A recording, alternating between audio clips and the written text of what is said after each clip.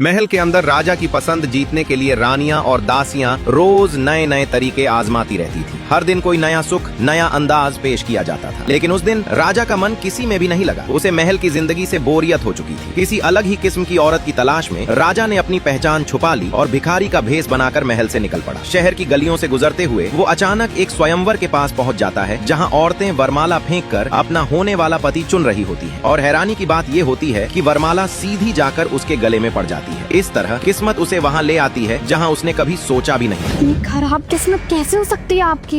इतने सारे कुंवर खड़े हैं आपके सामने और आपने वरमाला भिखारी को डाल दी। और पिताजी, आप कुछ कहते क्यों नहीं? पैदा होते ही अपने माँ को खा गई और अब जब इस घर से जाने की बात आई तो अपने पिताजी की इज्जत को भी मिट्टी में मिला दी। बेवकूफ लड़की, ये तूने क्या किया? जानबूझकर मेरी इज्जत उछालना चाहती है। अब जो होना था वो तो हो गया, लेकिन मुझे आपके लिए बहुत बुरा लग रहा है दीदी। अब हम मना भी नहीं कर सकते, क्योंकि अगर मना किया तो राज्य से निकाल दी जाओगे। आप देखते हैं जागीरदार की बड़ी बेटी इस भिखारी से शादी करती है या नहीं? अरे मना कैसे कर सकती है? ये परंपरा है। अगर मना किया तो इस खानदान से किसी का लेना देना नहीं रहेगा। अरे पकड़ो इसे, कहीं भाग न जाए। राजकुमार, ये क्या किया आपने? राजमाता कभी भी एक जागीरदार की लड़की को आबा प्रदेश राज्य की रानी नहीं बनने देगी। हमने क्या किया?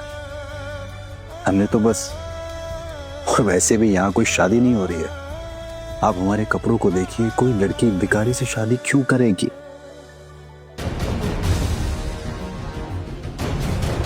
इस प्रथा को मना नहीं कर सकते। पिताजी को देश निकाला मिल जाएगा। वैसे भी हम किसी राजकुमार से भी शादी नहीं करना चाहते। बड़े घर में हम सिर्फ एक गुड़िया बनकर रह जाएंगे। क्या करना चाहिए? मना करने की सोचना भी मत। हम आपसे शादी करने के लिए तैयार हैं।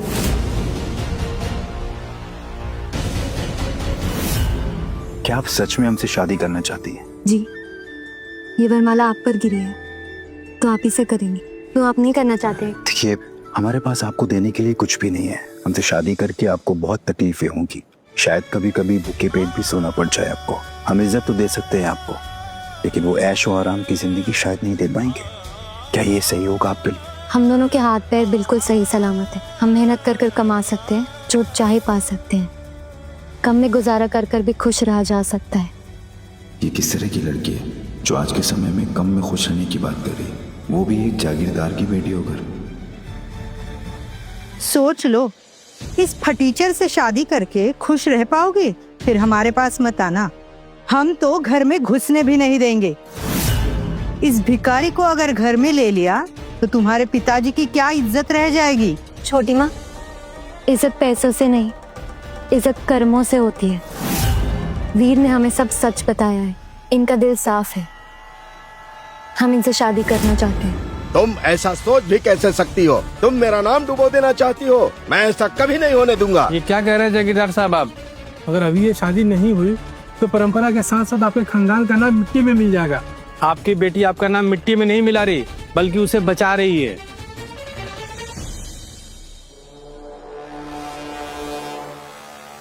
एक बात बताओ, तुम्हारे पास और कोई कपड़े हैं या फिर शादी में भी यही पहन के आने वाले हो? और हाँ, अगली बार मेरे पास खड़ा होना है ना तो नहा कर आना। दीदी, मैं कह रही हूँ, ये शादी करके ना बहुत पछताओगी आप। फिर मत कहना। मेरी शादी ना प्रताप खानदान के युवराज सिद्धार्थ से हो रही और तुम बनोगी भिखारी।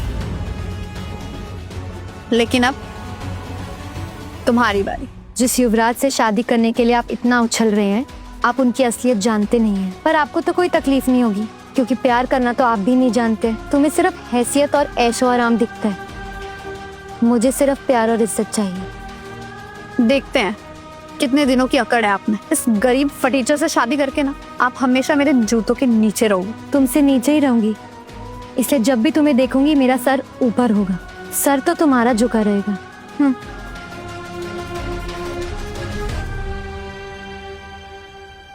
3 दिन बाद यहीं आ जाना। उस दिन हमारी शादी होगी। राजमाता चाहती है कि हम शादी कर लें। ये लड़की दिल की अच्छी है। अगर हमने इससे शादी कर ली तो कम से कम एक ऐसी लड़की से शादी करेंगे जो हमसे शादी करना चाहती, ना कि हमारी राजगद्दी से।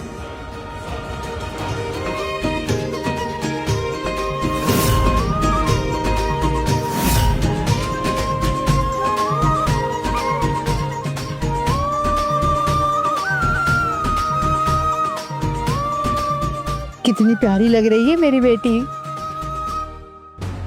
कहीं किसी की नजर न लग जाए।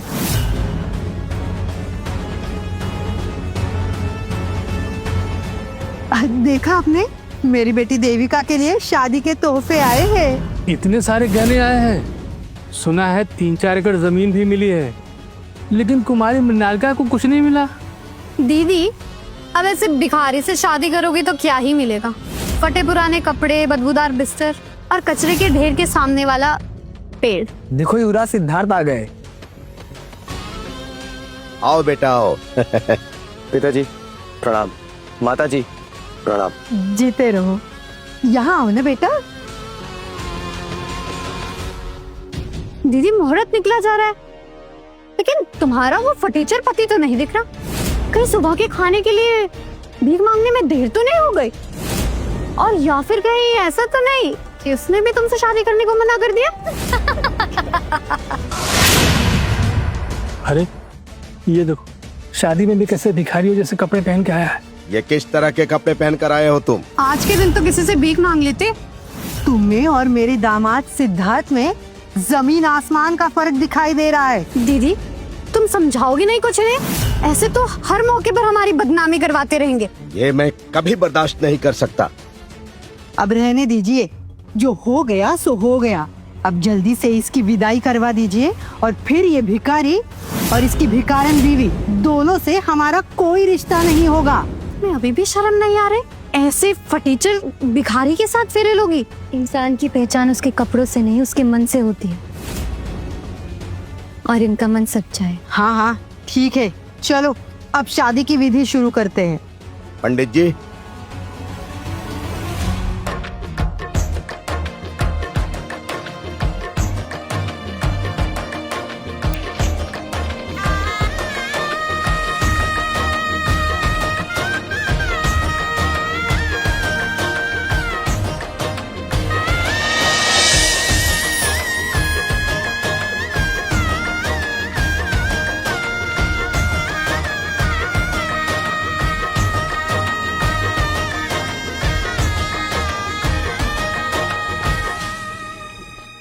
अब ये मत कहना कि अपनी बीवी को तुम पैदल लेकर जाओगे। क्यों नहीं? अब सारी जिंदगी ऐसे ही तो मेहनत करनी है, अभी से शुरू कर सकते हैं। और हाँ दीदी, पिताजी का इस तरह से दिल दुखा कर जा रही, दोबारा कभी शक्ल मत दिखाना है आपने। हाँ, आज से तुम्हारा इस परिवार के साथ कोई रिश्ता नहीं होगा। विदाई लो और जाओ अपने भिखारी पति के घर। मृणालिका, चलिए घर चलते हैं।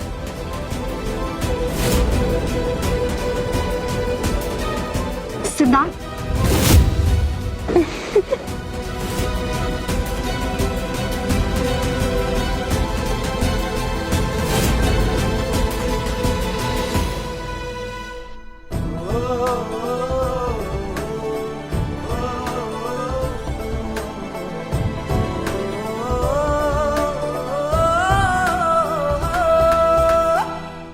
राम,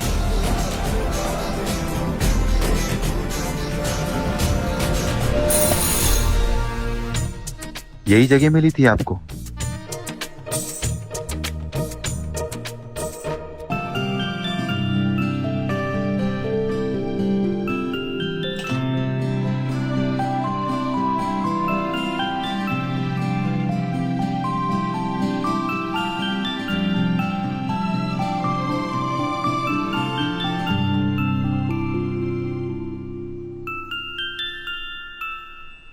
इतना छोटा घर, ऐसे घर में कोई कैसे रह सकता है?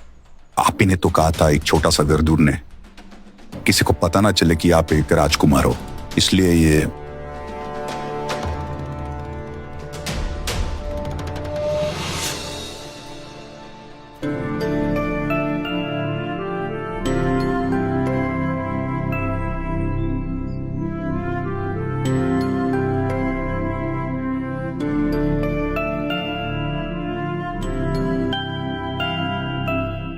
माफ करिएगा, हमारा घर बहुत छोटा है। छोटा है पर हमारा है, और कम से कम सर पर छत है, लोगों के पास वो भी नहीं होता। अब यही हमारा संसार है, और अब हमारी चिंता मत करिए। इसे तो हम साफ सुथरा करके मकान से घर बना देंगे।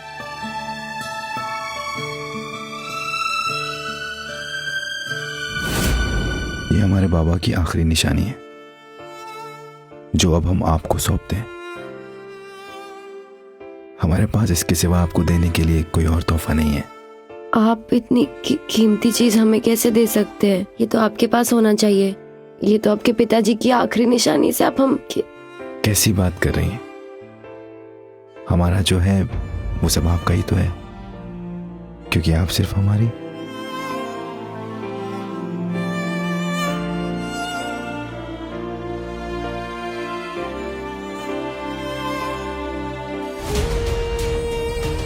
राजमाता,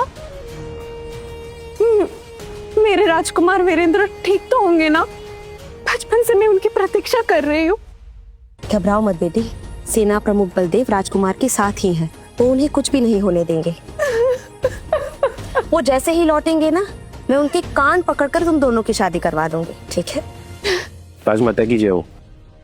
खबर मिली है कि राजकुमार वीरेंद्र चंद्रवान राज्य में है और उन्होंने वहाँ शायद वहाँ क्या बोलो? किसी और से शादी कर ली है।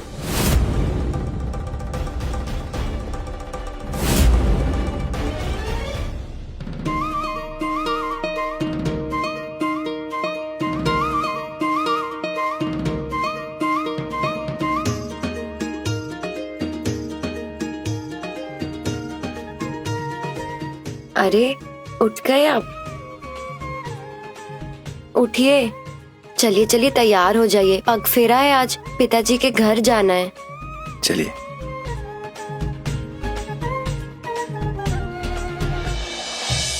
सुनिए, ये देखिए, हमें महादेव के मंदिर से कुछ पत्थर मिले हैं।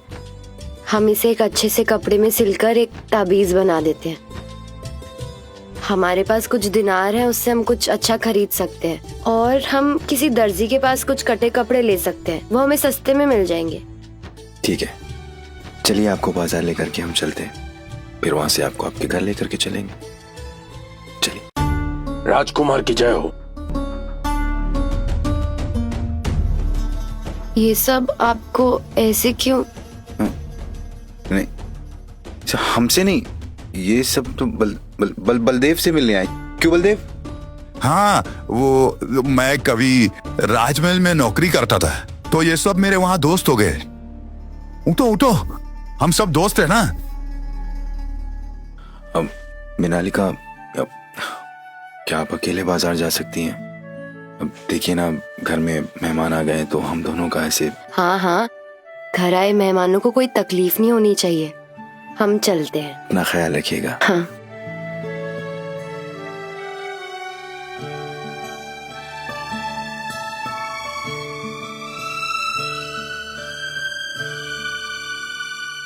बोलो, क्यों आए हो? राजकुमार, राजमाता संभावी देवी की तबीयत खराब हो गई है, वो आपसे मिलना चाहती है। मिनालिका के घर पर उपहार भिजवा दीजिए और कहिएगा कि ये उपहार उनकी तरफ से आए, चाहिए उनके पीछे। उन्हें किसी भी चीज की तकलीफ नहीं होनी चाहिए। जी राजकुमार। चलिए। छोटी माँ, पिताजी, हम वापस आ गए हैं। कहाँ हैं आप लोग? पग फेरे वाले दिन अकेले आई हो? तुम्हारा वो फटीचर पति एक दिन भी तुम्हारे साथ नहीं रह सका? पग फेरे में अकेले आते हुए शर्म नहीं आ रहे? और कितनी गिरी हुई हरकतें करोगे? ओह, पग फेरे में खाली हाथ आ रही हो ना, इसीलिए शर्मिंदा होकर तुम्हारा पति नहीं आया तुम्हारे साथ। वैसे भी देखने में बेशर्म तो लग ही रहा था। हर भिखारियों में शर्मिंदगी होती भी कहाँ? उसे भी बेच कर एक वक्त का खाना खा लिया होगा ना तुमने। क्या हाल हो गया है बेचारी का, कितनी कमजोर हो गई हो तुम। क्या हुआ, तुम्हारे भिखारी को कल भीख नहीं मिली क्या? कुछ खिलाया पिलाया नहीं तुमको? अगर तुम्हारी शादी नहीं हुई होती ना, तो मैं तुम्हें अपने पास रख लेता। अरे मेरी साली हो तुम, तुम्हारे लिए इतना तो कर ही सकता हूँ मैं। जाने दीजिए ना, आप इसके फटीचर पति की इतनी चिंता क्यों कर रहे हैं? इसने चुना है, खुद भुगतेगी। हमारे यहाँ भुगत लेंगे। आप अपना देखिए, आज सुबह ही मिल रही है ना आप अपने युवराज को। सुबह हम बाजार गए थे, तो हमने सुना कि कल रात युवराज दासियों के साथ शराब पी रहे थे। शादी की रात से ये बाहर है, लड़कियों के साथ अय्याशियां कर रहे थे। ये सबको पता चल गया है, मेरी बदनामी हो रही है। पर मैं दीदी को जीतने नहीं दूंगी। जलन में लोग कुछ भी कहते हैं, कुछ भी अफवाह फैलाते हैं। इन्हें बहुत काम होता है। तुम्हारे पति की तरह भिखारी नहीं है ना कि घर पर बैठे रहें। मृणालिका, तुम यहाँ क्या कर रही हो? मैंने तुमसे कहा था ना कि कभी अपनी शक्ल मत दिखाना। तुमने एक भिखारी से शादी की है, अब तुम्हारे लिए इस परिवार में कोई जगह नहीं है। पिताजी ऐसे मत कहिए, बेचारी कहाँ जाएगी? कभी कभी तो आ ही सकती है ना। हाँ, रोज रोज का आना जाना हमारे परिवार के लिए अच्छा नहीं, लेकिन 2-3 साल में तो एक बार मिलने आ ही सकती है। वैसे माँ पिताजी के लिए कुछ लाई नहीं, खाली हाथ आई हो। ये हमने मंदिर के पत्थर से बनाया है। ये आपकी रक्षा करेगा। तुम्हारी हिम्मत कैसे हुई इतना छोटा और घटिया उपहार देने की? अरे भिखारी से शादी की है, ये भी इसके लिए बहुत है। प्रणाम। राजमहल से तोहफे आए हैं। मंत्री जी कह रहे हैं उदय सिंह राठौर की बड़ी बेटी की तरफ से पगफेरे के लिए तोहफे आए हैं।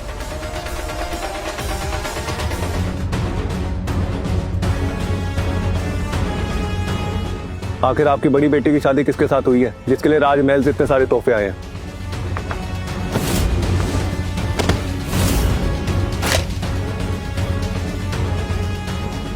ये तोहफे जरूर राजकुमार ने भिजवाए होंगे। इतने सारे तोहफे, पर सबको पता है कि मृणालिका ने एक भिखारी से शादी की है, तो फिर उसके तरफ से राजमहल से कैसे तोहफे आ सकते हैं? हो सकता है ये सारे तोहफे देविका के लिए आए हो। आखिर देविका ने युवराज सिद्धार्थ से विवाह किया है और युवराज सिद्धार्थ के बड़े भाई जयपाल प्रताप वो राजमहल में मुख्य सलाहकार है। हाँ हाँ, ऐसा ही हुआ होगा। पिताजी ये तोहफे मेरी तरफ से ही आए हैं। अब मेरी तरफ से तो 2 तोहफे हैं दीदी। तुम ये घटिया सा ताबीज दोगी पिताजी को? पिताजी की इज्जत की कोई परवाह नहीं तुम्हें? तोहफे की गिनती नहीं, उसके पीछे देने वाले की सच्चाई और भावना देखी जाती है। चुप हो जाओ। एक तो भिखारी से शादी करके हमारी गर्दन झुका दी और अब यहाँ खड़ी होकर प्रवचन दे रही हो तुम। पिताजी, क्या आपके लिए आपकी बेटियां सिर्फ सम्मान और पद प्राप्ति के लिए होती हैं? आप चाहते थे हम ऊंचे पद के व्यक्ति से विवाह कर लें ताकि आपको सम्मान और महंगे तोहफे मिल सके। क्या आपकी नजर में आपकी बेटी का अस्तित्व सिर्फ इसी के लिए है? बदतमीज लड़की। मैं इनके सामने राजकुमार की असलियत नहीं आने दे सकता और मुझे राजकुमार तक ये खबर पहुंचानी होगी कि यहाँ पर राजकुमारी मृणालिका के साथ कैसा बुरा व्यवहार हो रहा है। ये हार तो राजघराने का लगता है। हाँ,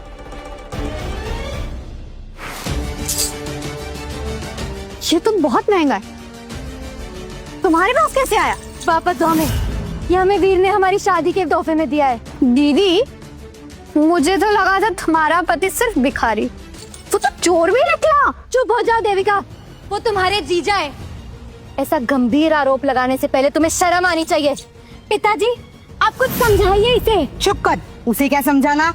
तू समझ, अगर ये बात बाहर निकली ना तो कितनी बेइज्जती होगी। ये बात बाहर आनी चाहिए माँ। इसके पति को बीच चौराहे में खड़े कर नंगी पीठ पर कोड़े मारे जाने चाहिए। पिताजी, अब भी आप उसे कुछ नहीं कहेंगे ना?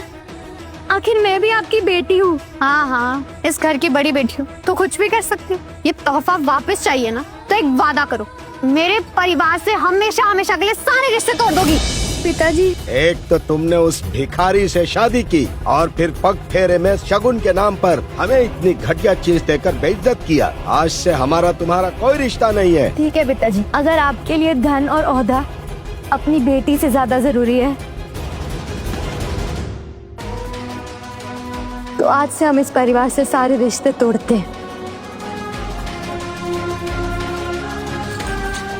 अरे रुको ना, कहाँ जा रही हो? इतना सब कुछ होने के बाद बिना सजा भुगते तो तुम यहाँ से नहीं जा सकती। तुम जो चाहती थी वो तो हो गया, अब क्या करना चाहती हो?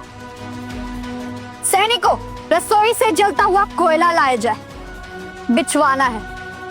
मृणालिका को उस पर चलना होगा। राजकुमार,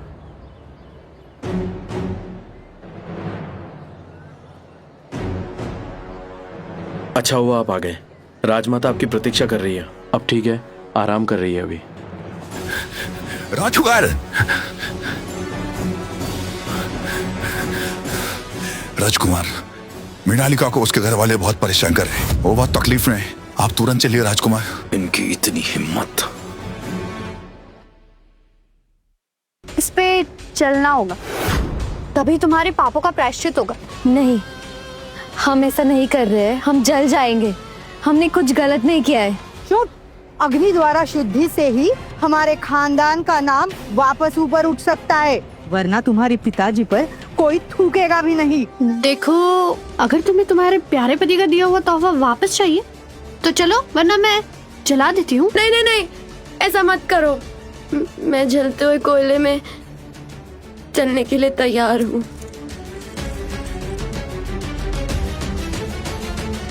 अरे आखिर ऐसा क्या है उस भिखारी में जो तुम इस कोयले पर चलने के लिए तैयार हो गई?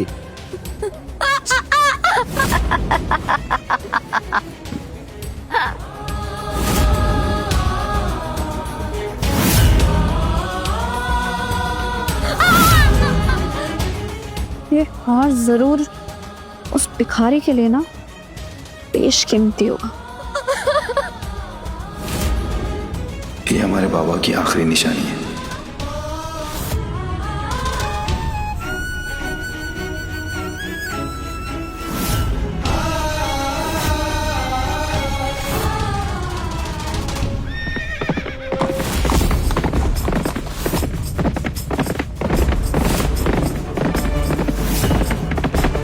मृणालिका आ रहा हूं मैं, मेरा इंतजार करो।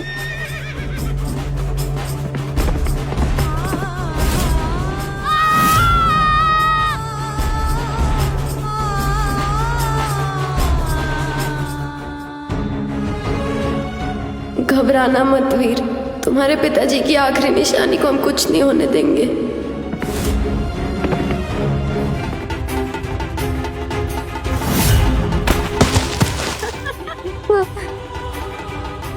देविका, अब तो मेरा हार दे दो। अच्छा, आओ फिर रेंगते हुए और ले जा। आओ ना। भले हमारी जान क्यों ना चली जाए, हम तुम्हारे दिए हुए इस हार को सही सलामत वापस हासिल करेंगे। लो।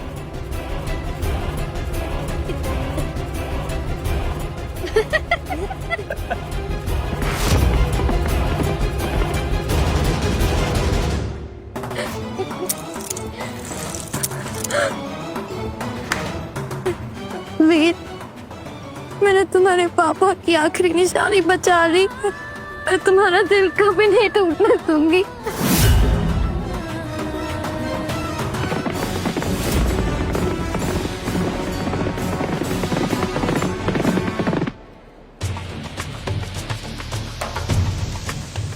तुमने फटीचर भिखारी से शादी की और मैंने प्रताप खानदान के युवराज से, लेकिन फिर भी तुम मुझसे ज्यादा खुश कैसे?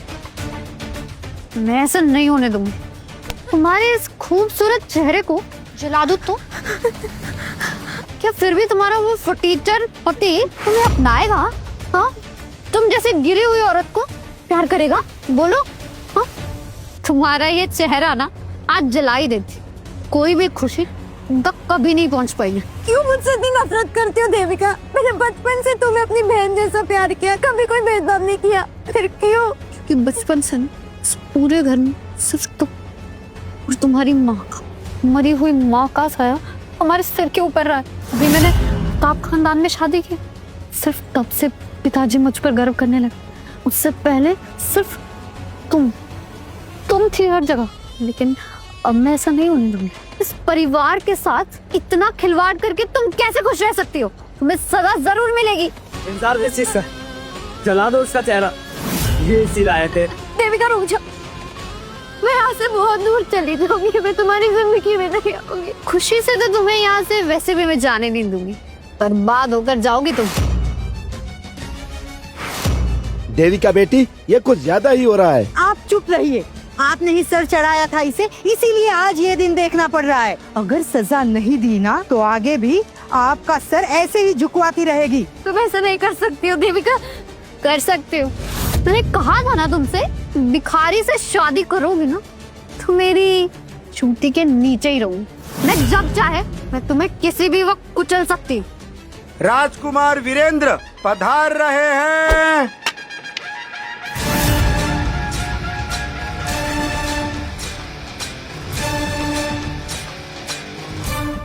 आगे की कहानी देखिए सिर्फ क्विक टीवी ऐप पर।